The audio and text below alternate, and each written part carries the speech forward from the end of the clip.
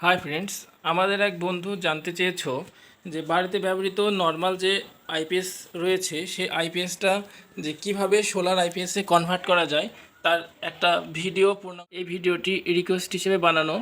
এটি আমার ওই বন্ধুর মতো সকলেরই কাজে লাগতে পারে, তাই আমি স্টেপ বাই স্টেপ একটার পর একটা কিভাবে আইপিএসটা কানেকশন করতে হবে, কত টাকা খরচ হবে এবং কিভাবে একটা নর্মাল আইপিএস থেকে আমি কিভাবে একটা সোলার আইপিএসে পরিবর্তন করব ও কোনো টেকনিশিয়ান ছাড়াই বাড়িতে বসেই তার পূর্ণাঙ্গ তথ্য স্টেপ বাই স্টেপ আমি আপনাদের প্রোভাইড করব।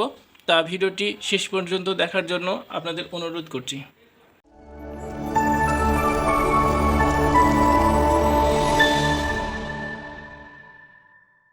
আসা যাক, এই নর্মাল ইউপিএসকে আইপিএসে কনভার্ট করার জন্য আমি ব্যবহার করেছি দেখুন স্মার্ট কোম্পানির এমপিপিটি চার্জ কন্ট্রোলার। আপনারাও আমার দেখুন ভিডিওর পাশে উঠছে এই ধরনের চার্জ কন্ট্রোলারগুলো আপনারা ব্যবহার করতে পারেন। এগুলোকে সাধারণত কনভার্সন কিট বলা হয়। তা এগুলো আপনি ব্যবহার করতে পারেন। কোনটার কত দাম, টোটাল কত টাকা খরচ হবে তার পূর্ণাঙ্গ তথ্য ও হিসেব নিকেশ এই ভিডিওর শেষে আমি আপনাদের প্রোভাইড করব। তা ভিডিওটি শেষ পর্যন্ত দেখার জন্য অনুরোধ করছি।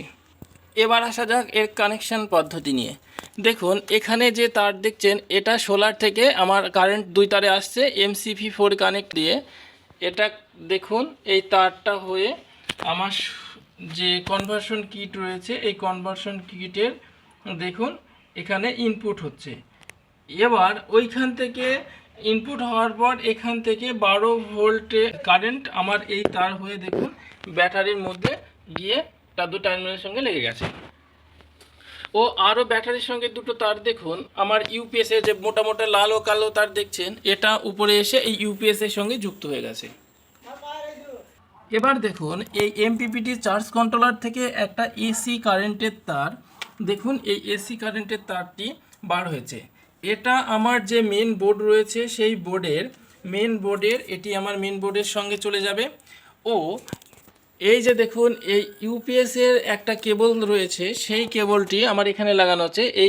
এখানে কাট দিয়ে এইখানে দেখুন একটি পোর্ট রয়েছে এই জায়গাটাতে।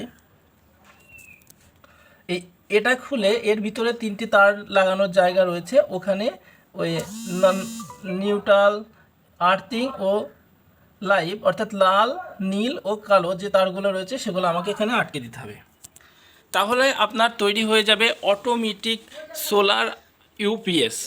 অর্থাৎ দিনের বেলায় যখন সূর্যের আলো থাকবে তখন এখানে অটোমেটিক সূর্য থেকে আপনার কারেন্ট জেনারেট হয়ে আপনার ডিভাইসে প্রোভাইড করবে। ও রাত্রিবেলায় যখন কারেন্ট না থাকবে তখন এই ব্যাটারি থেকে আপনার পাওয়ার নিয়ে ওটা কারেন্ট জেনারেট করবে।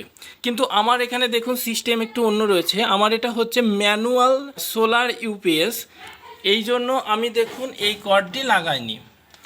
তা ম্যানুয়াল ইউপিএস আমি ব্যবহার করেছি, এক্ষেত্রে আমার সুবিধা হচ্ছে পরবর্তীতে জানাবো।